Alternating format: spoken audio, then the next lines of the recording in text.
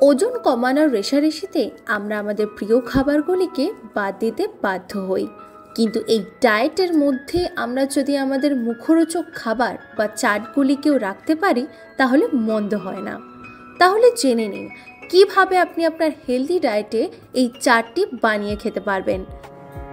এটি আপনার শরীরকে সুস্থও রাখবে এবং ওজন কমাতেও সাহায্য করবে।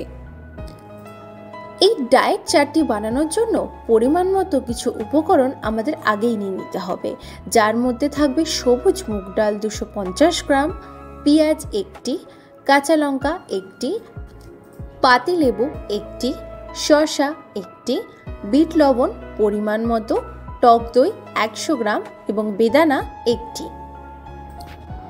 প্রথমেই মুগ ডাল সারা রাত ভিজিয়ে রাখতে হবে। তারপর সেই ভিজিয়ে রাখা ডাল আপনি ডাইরেক্ট ব্যবহার করতে পারেন বা সিদ্ধ করে নিতে পারেন। এরপর টক দই, পেঁয়াজ কুচি, কাঁচা লঙ্কা কুচি, শসা কুচি, পাতিলেবুর রস ও পরিমাণ মতো বিট নুন দিয়ে মিক্স করে নিন ভালোভাবে।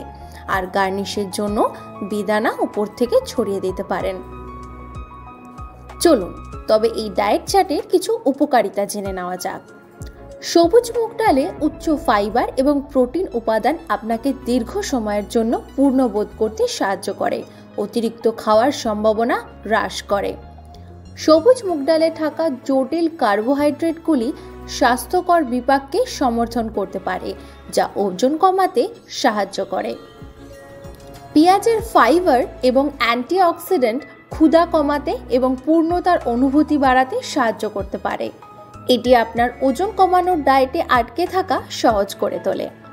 সবুজ মরিচের অ্যান্টিঅক্সিডেন্ট এবং পলিফেনল ইনসুলিন সংবেদনশীলতা উন্নত করতে ও ডায়াবেটিস হওয়ার ঝুঁকি হ্রাস করতে সাহায্য করে।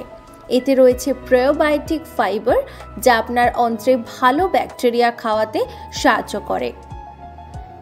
পাতিলেবুর রসে সাইট্রিক অ্যাসিড রয়েছে, যা হজমকে উদ্দীপিত করতে এবং পুষ্টি শোষণে সহায়তা করতে পারে। শসাতে উচ্চ জলের উপাদান হাইড্রেশন প্রচার করতে সাহায্য করে, যা স্বাস্থ্যকর ওজন কমানোর জন্য অপরিহার্য।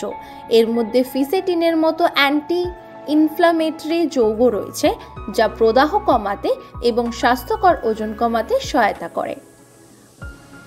বিট লবণ হজমকে উদ্দীপিত করতে এবং পুষ্টি শোষণে সহায়তা করে, যা স্বাস্থ্যকর ওজনের জন্য খুবই উপকারী।